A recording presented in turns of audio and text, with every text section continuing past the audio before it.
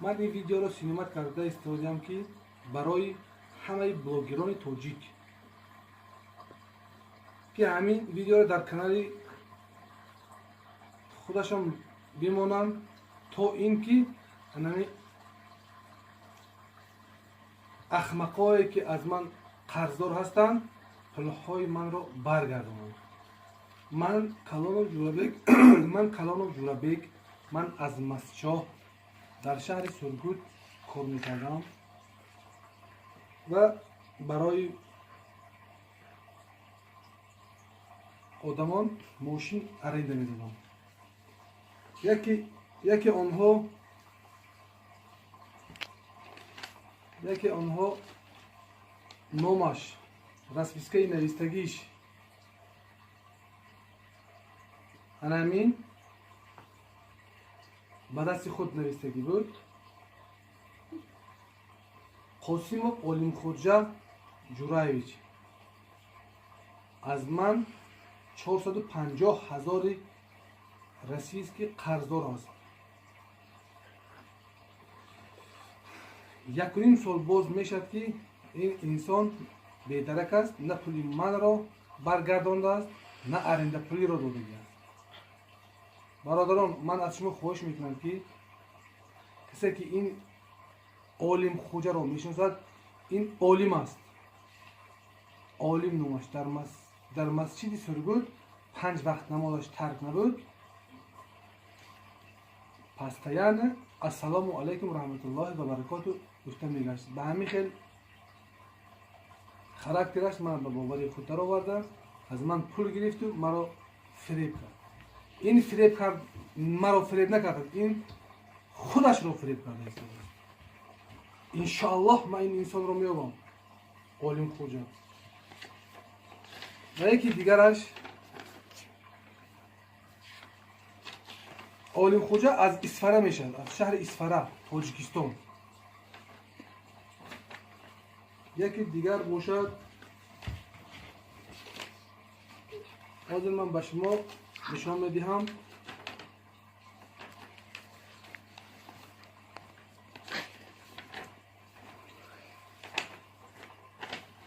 همین انسان سالجانو بهادور سالجانویچ سال 1983 تولد داشت. همین انسان هم از من 230,000 روسیه قرضدار است. برای خریدن ماشین از من پول گرفت. تا حالا نه پولی من را داده است نه ارنده پولی را داده است. گم شده رفت. این چیزهای گرفتگیش باز من به شما میگم.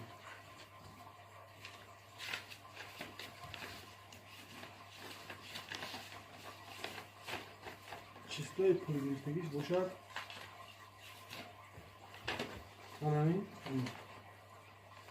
این انسان 4/04/2015 ماه اپریل 2015 پول گرفتگی است. بهادور باشد. این نامش محمود. همین نامش محمود. این نامش باشد بهادور. هر دوی همین پسرخاله هستند. خیش توار مشکل. یک تاش 100,000 گرفت از من. همینش 230,000 گرفت. این دیگریش 100,000 گرفت. تا حالا که از 04/04/2015 تا حالا بی‌درک است. همین انسان در درون اصطلاح مسجد از من پول گرفته. گفت که قسم خورده، گفت که من یک دختری از جانم عزیزتر دارم. اگر که من پسومی تو رو ندهم من ناامید شدم. همین انسان از اسفره میشد، نواباد. همین از اسفره شهر نواباد میشد، گراجدانی روسیه میشد. این نویستگی زبون خطش نه، زبون خط بس بیسته، نویستگی خودش با دست خود نویست. حالا باشد همین انسان در شهر نیژنیوارتوفسکی سرگود، یا که در سرگود است یا که در نیژنیوارتوفسکی. برادران، من به شما خواهش میکنم که همین رو رسپاسترنت کنید در کانال خودتان که تا حالا این احمقا پیدا شده پولی ما را دهند. و یکی دیگری که باشد همین کیست؟ اوزید من به شما میگم کیست؟ مردکی دیدت دم 60 به در آمدگی است. نوروزov عبدالصمد معلم میشه. معلم است در کانون بادام در قرشقم معلم شده درس میگوید در وقتش. از من 130,000 پول گرفت. ماشینی کرایزلر خرید برای کشاندن آدم، برای تاکسیستی. نام پسرش عبدالملیک. برادران اگر این انسان‌هایی که شناسید به من خبر دهید، یا که اگر این انسان‌ها من رو بینن به من زنگ زنن پولهای من رو برگردونن که من این انسان‌ها رو نمیبخشم. من امروز هم باشد پگه هم باشد من شما رو میوام. از خدا ترسید. بدبخت ها شما بدبخت هستید. شما انسان نیستید. شما آدمگری نداره. شما حیوان هستید. شما رسوای رعد معرکه هستید. شما من انشاءالله شما رو میوام. و همین اپای من موقع میرسد. نمبر تلفن من در حالا من باشم در بشکک هستم. نمبر تلفن من پلوس 996 505 48 66 66. نمبر ایموی من 992 90 708 70 77.